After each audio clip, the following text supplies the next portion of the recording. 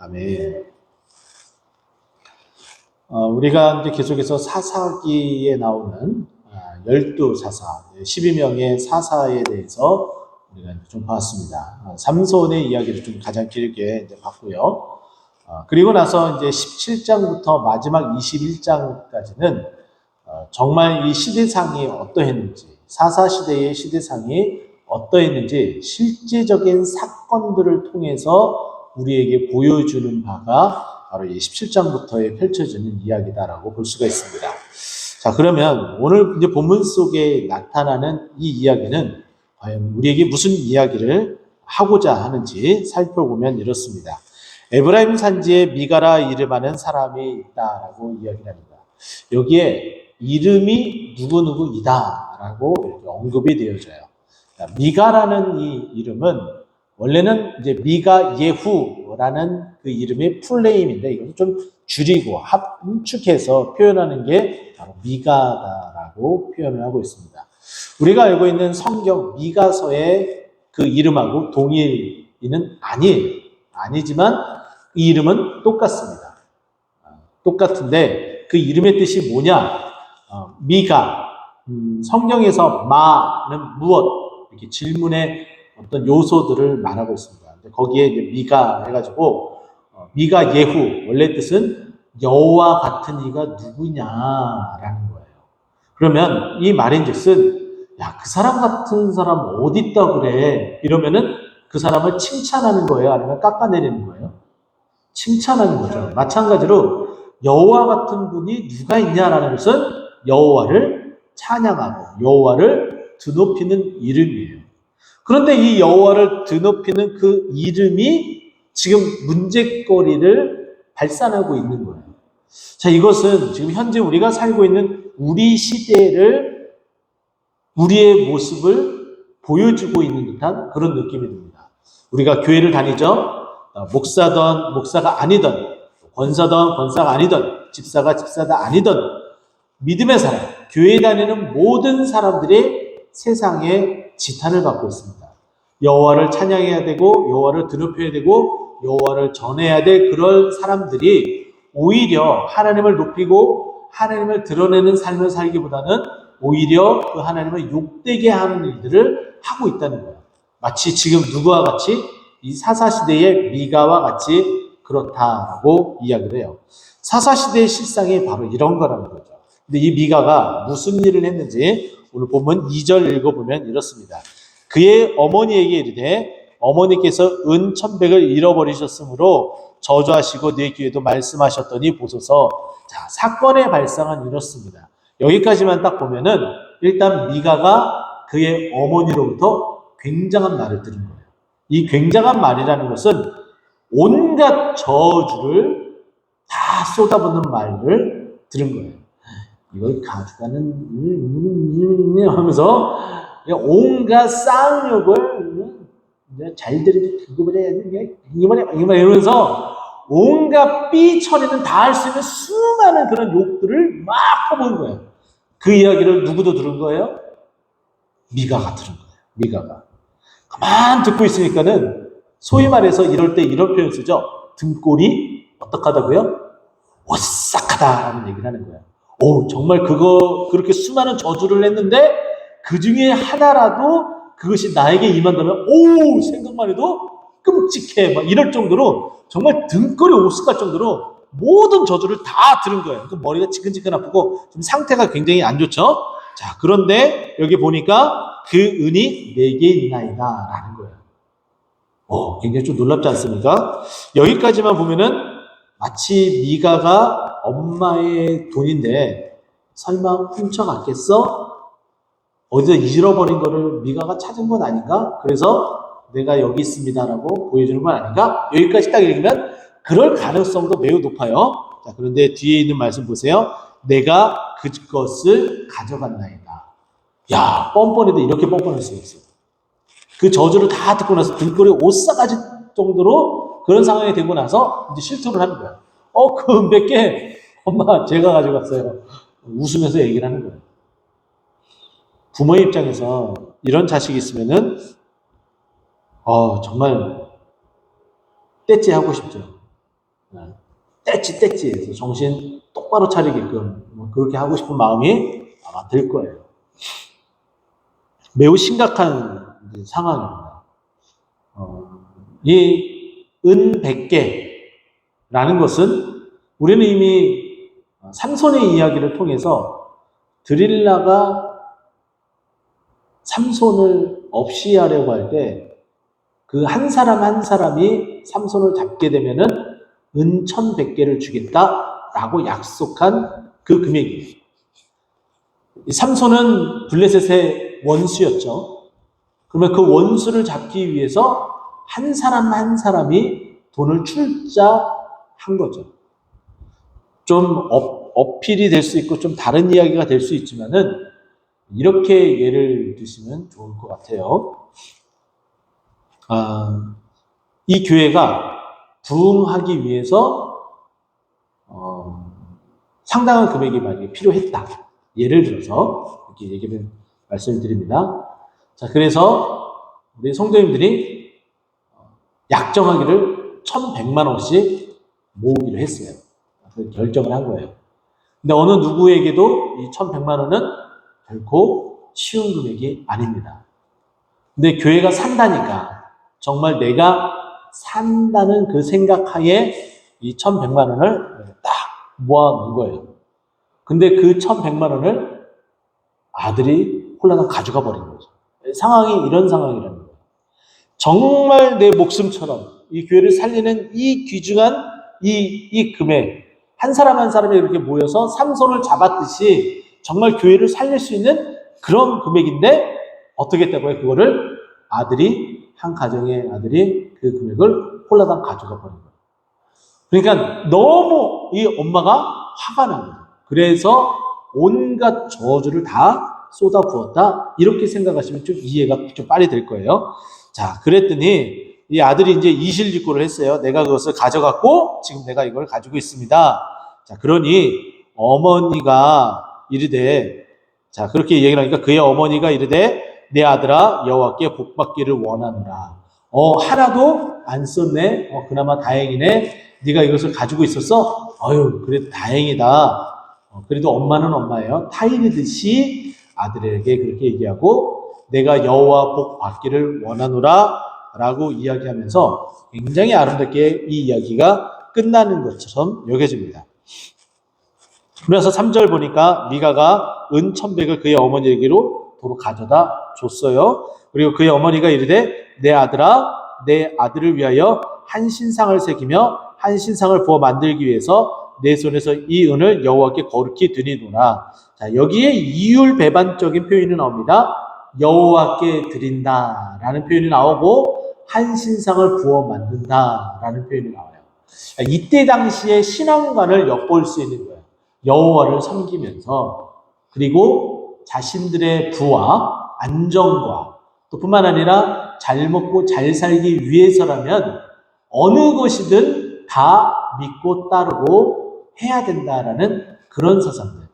소위 말해서 잘 먹고 잘 살면 그만이다 라는 만물주의 사상이 여기에 그대로 녹아져 있는 거예요.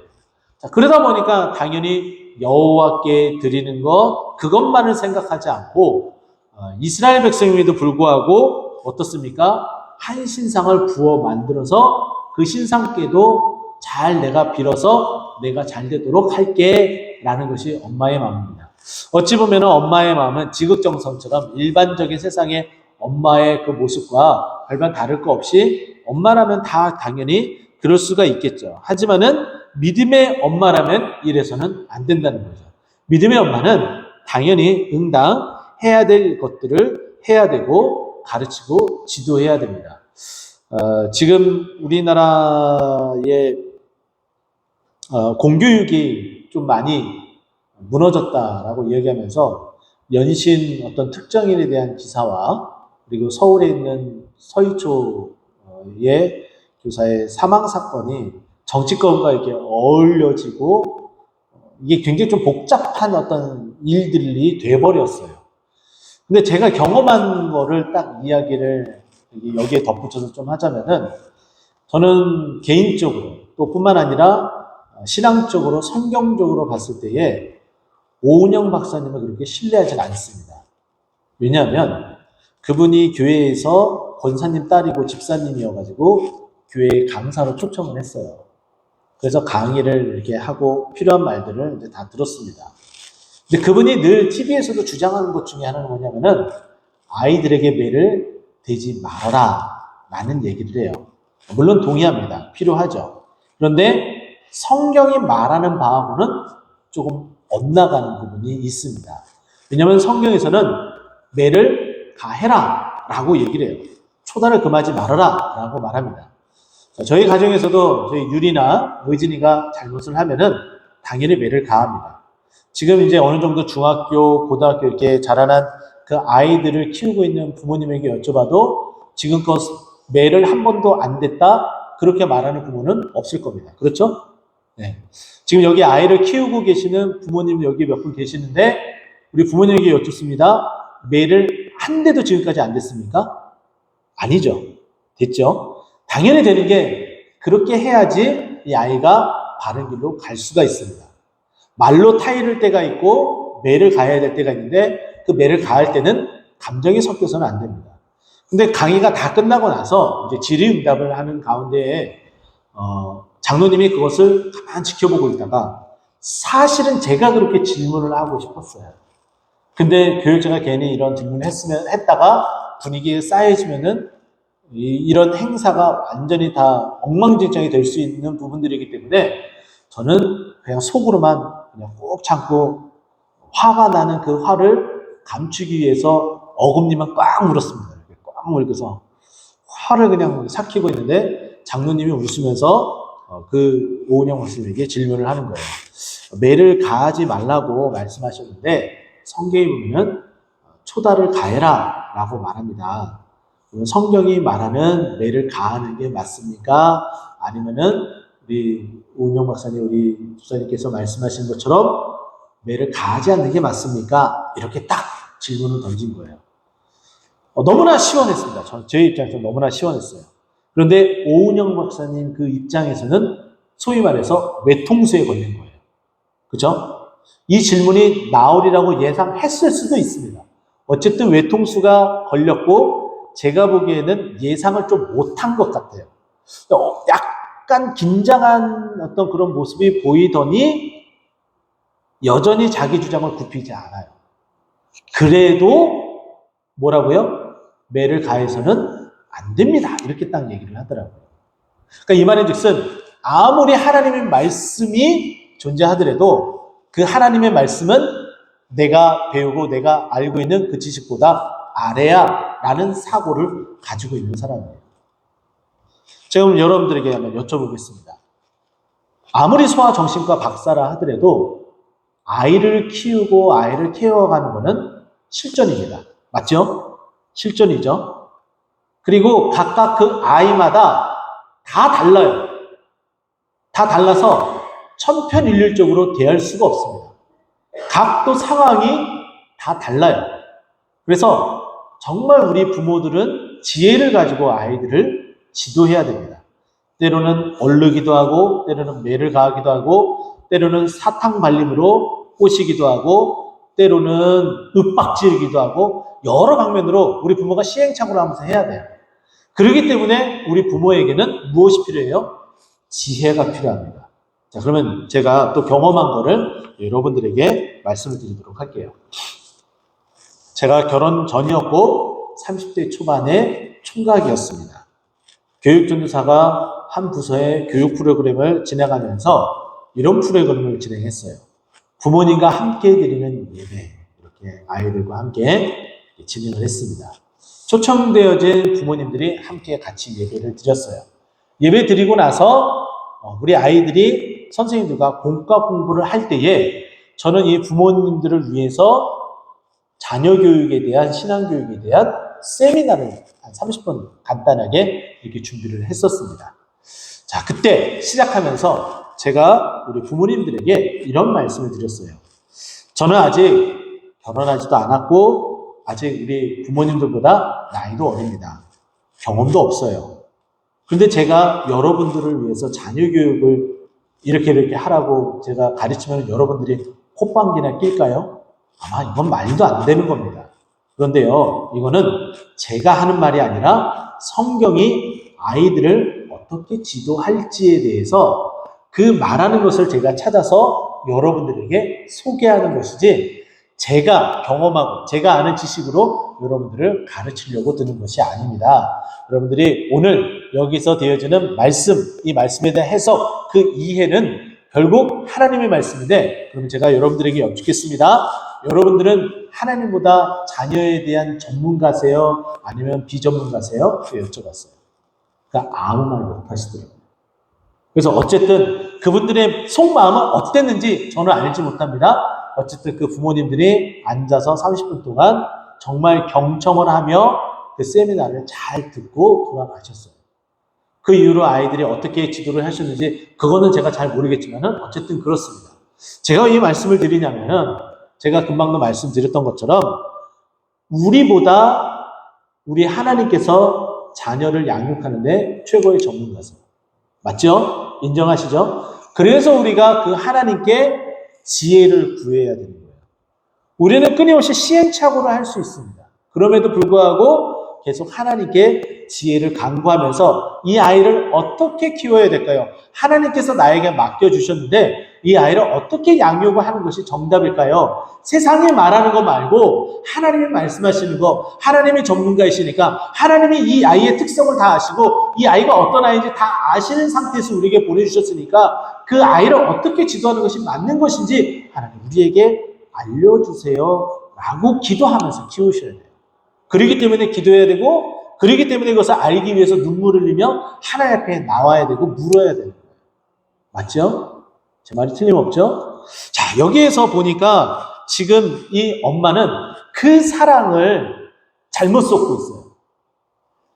세상이 가져다주는 그 부와 그 권력을 이 아이에게 물려준다면 이 아이는 잘 살 것이야 라는 게 이 엄마의 기조였습니다.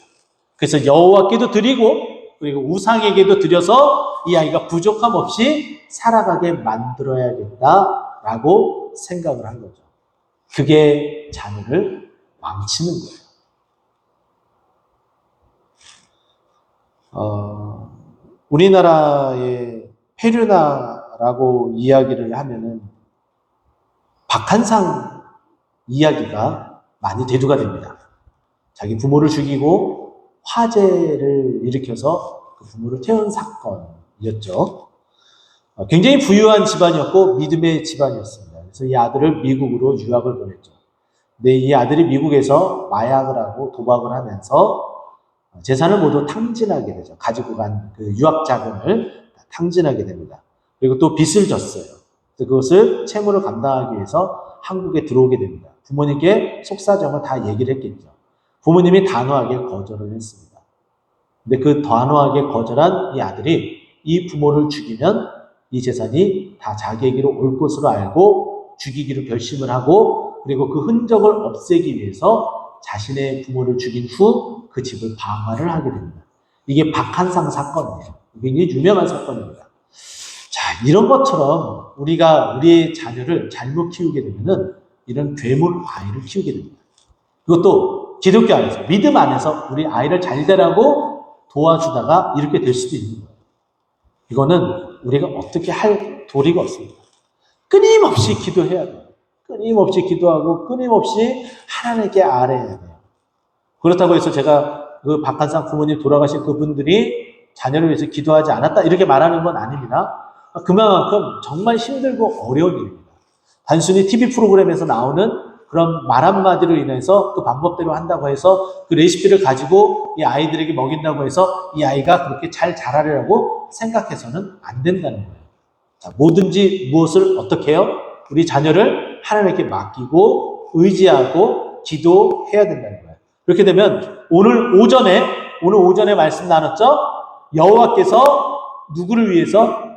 우리를 위해서, 우리 자녀를 위해서 무슨 일을 행하신다고요? 큰 일을 행하십니다. 할렐루야. 근데 그것을 보고서 우리 주위에 있는 사람들도 뭐라고 해요? 우리 이웃 나라들이, 문 나라들이 뭐라고 얘기한 거예요? 여호와께서 그 가정을 위해서, 그 가정의 그 자녀를 위해서 큰 일을 행하셨도다 인정할 수밖에 없는 그 일이 벌어질 만큼 하나님께서 큰 일을 행하신다는 거예요. 자, 그때 되면 무슨 일이 벌어져요? 우리 입에는 웃음이 가득하고 찬양이 찼다. 그리고 기쁨이 충만해지고, 그리고 우리가 아직 완성된 게 아니잖아요. 우리 자녀가 주님 앞에 온전히 서기까지 어떻게 된다고요? 눈물로 씨를 뿌리며 나아가면 기쁨으로 어떻게 돼요? 단을 거두게 되는 거예요.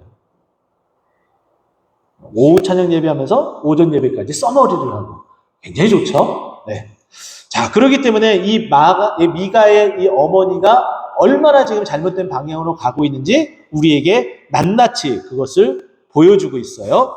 자, 그러면서 그 은을 가지고 은장색에게 4절에 보면은 이 은장색에게 가져가서 200을 주어서 은장색이 한 신상을 만들고 신상을 부어 만들었습니다. 드디어 해서는 안 될 일을 저질리게 됩니다. 그리고 나서 그 신상이 미가의 집에 있게 됩니다. 신상을 다 부수고, 이미 이게 사사기 말씀이 시대의 순서에 따라서 이루어진 게 아니에요. 그래서 기드온의 이 이야기가 이전에 있을 수도 있고 이 이후에 있을 수도 있어요. 그래서 따져봐야 돼요. 하지만 우리가 분명히 이 이후 세대에, 이 사사기 시대 이후 세대가 이 말씀을 보게 되면 우리는 분명히 볼 수 있다는 거죠. 뭐예요? 여룻바알이라는 기드온, 하나님께 쓰임받은 이 사람은 그 단상을 다 부수게 되잖아요. 그죠? 그 신상을 다 부수고 더 이상 우상을 그 집안에서 잊지 않게끔 만드는 그런 일들을 만들어 나가는 게 이 사사기의 본연의 모습, 그렇게 살아가야 되는 거예요. 그런데 지금 이 뒤에 들어가서 이 미가는 그 신상을 만들고, 그 어머니가 신상을 만들게 하고 그 신상을 어디에다 뒀어요? 부수지 못하고 어디에다 뒀다고요? 자신의 집안에 그대로 둔 거예요.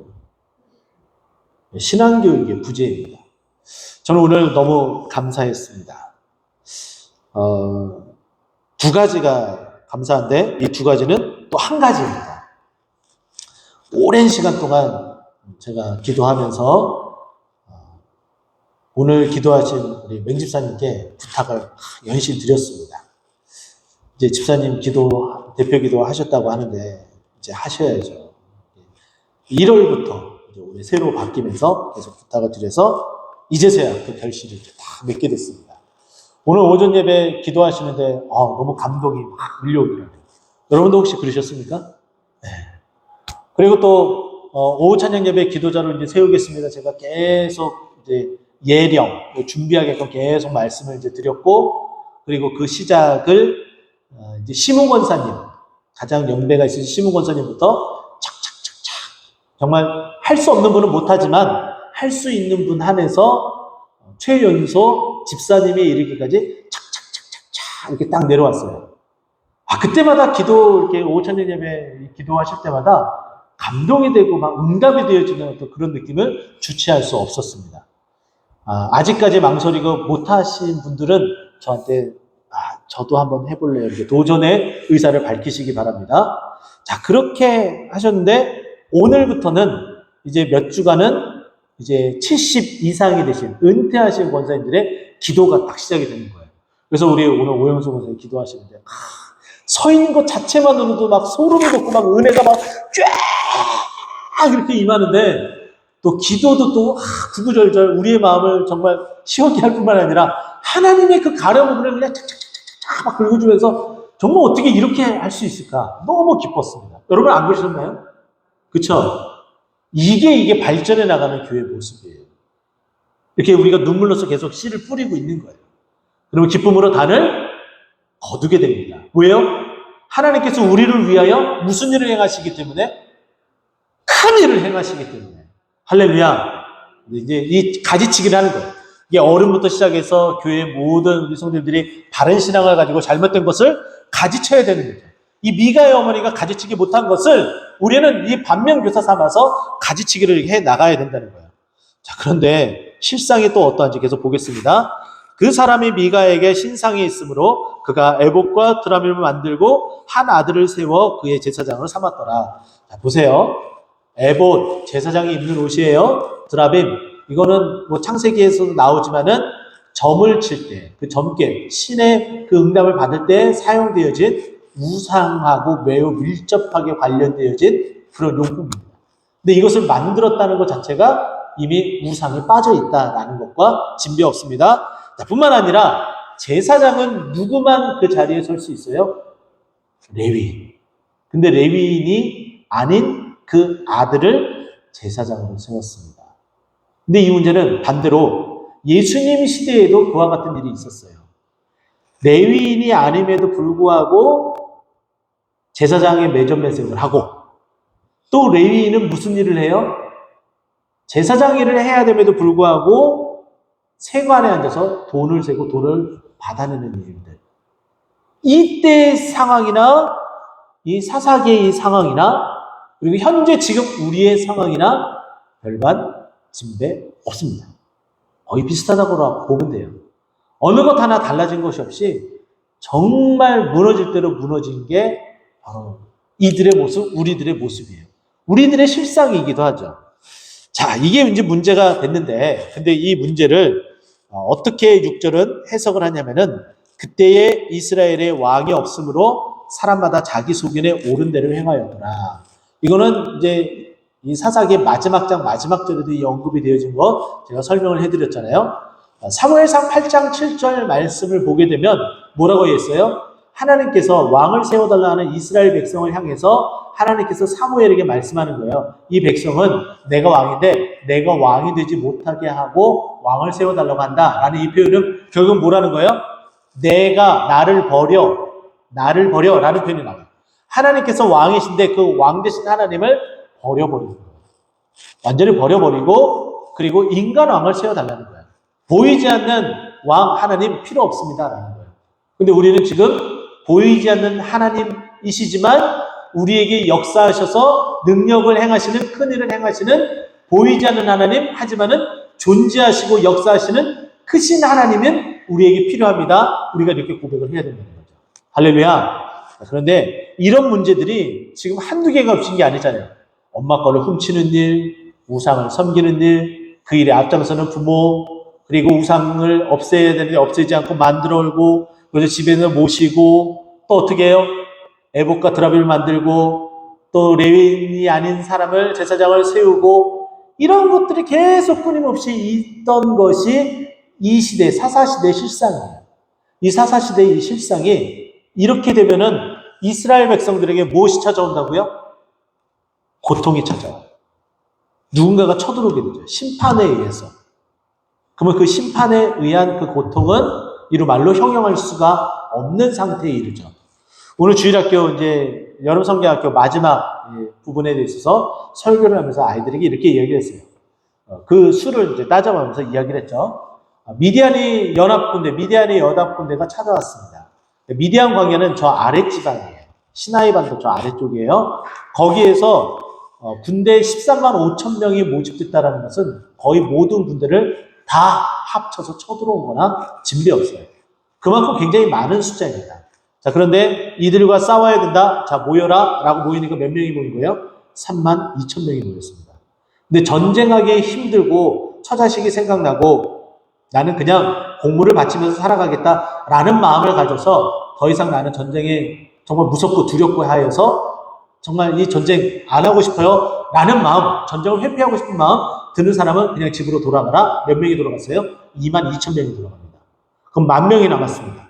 이 10,000명을 물가로 데리고 가요. 물을 그냥 허겁지겁 머리를 그 물에 대고서 혀로 핥아 먹는 그 사람들과 그리고 물을 사주 경제를 하면서 두 손으로 움켜서 이렇게 보면서 마시는 그와 같은 사람들을 구분하니까 9,700대 300이었습니다. 9,700명은 머리를 그 물에다 풍덩 담고서 물을 허겁지겁 목마르니까 이렇게 마셨고 300명만 사주 경제를 하면서 물을 이렇게 움켜서 떠서 마셨습니다. 자, 처음에는 13만 5천 명 대 3만 2천 명이었어요. 승산이 어디에 있겠습니까? 말도 안 되죠. 13만 5천 명. 그 다음에 2만 2천 명 돌아가서 이제 13만 5천 명 대 10,000명입니다. 소위 말해서 경쟁률이 13.5대 1이 된 거예요. 그쵸? 여러분 13.5대 1의 경쟁률을 뚫고 합격한 적이 있으십니까? 그보다 더한 경쟁에서 합격한 적이 있으시겠죠? 쉬운 게 아니잖아요. 그래서 그와 같은 경쟁을 뚫고 합격을 했을 때, 오, 할렐루야, 감사합니다. 막 이렇게 찬양하고 그러잖아요. 근데 이런 싸움 보나 마나잖아요. 13만 5천 명 당연히 승. 그보다 뻔한 거. 근데 거기서 더 줄였어요. 13만 5천 명하고 300명. 이건 뭐 게임이 당연히 안 되죠. 근데 어디가 이겨요? 300명이 이겨요. 우리가 알고 있는 것처럼. 왜요? 하나님이 함께 하시기 때문에. 하나님이 우리를 위하여 큰 일을 행하시기 때문에 승리하게 되는 거예요. 반전이 이렇게 일어나고 있는 거예요. 그 이야기를 우리에게 해줬어요. 근데 사사기의 실상은 그렇지 않다는 거예요. 지금 이런 죄악들이 계속해서 끊임없이 돌아가고 그러에 대한 질거리 오게 되고 고통에 빠지게 되고 고통을 부르짖으면 또 어떻게 돼요? 하나님께서 사사를 보내시고 구원하시고 평화가 임하고 다시 그 평화 가운데에 계속 평화가 지속되려면은 말씀을 지키고 순종하고 따라 살아가야 되는데 다시 죄악 가운데 들어가고 다시 징벌이 당하게 되고 그게 계속 순환되어지는 이 실상이 계속 펼쳐진다고 그랬잖아요. 그렇죠? 근데 그것이 사사시대의 실상이었다는 거예요. 근데 그것의 그 시작점들이 얼마나 다양하게 이렇게 빠져드는지에 대해서 오늘 본문은 이야기를 해줍니다. 자, 오늘 본문 말씀은 이렇게 마무리를 한번 해보도록 할게요. 여러분 혹시 앤트밀이라는 표현 들어보셨습니까? 앤트밀. 앤트밀 현상. 개미들이 집단으로 죽게 되는 현상을 앤트밀 현상이라고 합니다. 자, 이 같은 현상이 왜 일어나냐면 이 개미들은 자신들의 의사소통을 말로써 하는 게 아니에요. 뭐 개미에 의한 뭐 디즈니 나오는 어떤 그런 만화들 보면은 물론 이제 그 자막 처리를 하지만은 이렇게 소리가 나와요. 이러면서 이런 소리가 나와요. 그러면 그것은 이제 자막 처리를 해서 뭐 네가 어디로 가고 뭐 이렇게 이제 표현을 하게 되죠. 그런데 사실은 의사소통을 개미들은 페르몬이라는 몸에서 나오는 분비물을 통해서 그것을 통해서 정보를 주고받습니다. 그게 개미예요. 근데 어떤 개미가 이렇게 가다가 이제 서로 주고받으면서 저기에 음식이 있고 저거 가지고 오는데 정보를 주고받으면서 난 이쪽으로 가니까 너 이쪽으로 가 이렇게 페로몬을 이렇게 정보를 딱 주고받으면서 딱 가다가 이 개미 한 마리가 앞장서서 가는 개미 한 마리가 갑자기 난간에 딱 부닥치는 거예요. 그러면서 이걸 피해 가려고 이렇게 돌아갑니다. 그러면서 뒤에 있는 그 개미들에게 그 페로몬을 전달을 해요. 내가 돌아가니까 너도 돌아가. 돌아가는 거예요. 한 마리, 두 마리, 세 마리, 네 마리. 그러면서 집단으로 회오리 바람 돌듯이 개미가 막 돌아요. 여러분 검색하면 다 나옵니다. 이렇게 막 돌다가 결국에는 지쳐서 개미들이 다 집단 폐사하는 현상이 벌어지게 됩니다. 우리가 이럴 수 있다는 거예요. 사사시대에 잘못, 징계, 간구, 조치, 회복, 평화. 근데 그 평화가 다시 잘못 계속 쳇바퀴 돌듯이 앤트밀 현상처럼 계속 돌면은 결국은 우리는 어떻게 돼요? 멸망하게 돼요. 이거를 어떻게 해야 됩니까? 누군가는 끊어야 돼요. 방향을 틀어야 돼요. 집단으로 같이 죽을 수는 없는 거예요. 그렇기 때문에 이 말씀이 필요한 거예요. 결국에는 이것을 보면서도 또 다른 말씀을 보면서도 우리가 이제 여호와께로 돌아가자라고 이야기를 하고 함께 발맞춰서 움직여야 되는 거예요. 방향을 선회하면서 나아가야 되는 거예요. 근데 우리 스스로 하기보다는 하나님 우리를 도와주시옵소서. 하나님 우리를 도와주시고 우리가 이 일을 위해서 이제 이 저주의 사슬에서 끊기 위해서 우리가 눈물로 씨를 뿌리며 나아가겠습니다. 하나님 우리가 기쁨으로 달을 거둘 수 있도록 은혜를 내려주시고 오늘 말씀처럼 큰 일을 행하여 주시옵소서. 그리하여 하나님 우리의 교회가 우리 성도님들의 가정이 우리 성도님 개개인이 흥황하고 부흥할 수 있도록 인도해 주시옵소서. 하나님 우리가 계속 힘들어지는 이 구렁텅이로 빠져가는 이 소용돌이 속에 우리를 건져내 주시옵소서 라고 고백할 수 있어야 된다는 거예요. 그래서 우리들의 이 삶의 이 사사시대의 이 실상을 바라보면서 우리는 여기에 매몰되지 않도록, 빠져들지 않도록 다시금 자신을 되돌아보고 주님의 도우심을 구하고 주님의 인도하심에 따라 살아가는 우리 모두가 되기를 간절히 축원드립니다. 기도하겠습니다.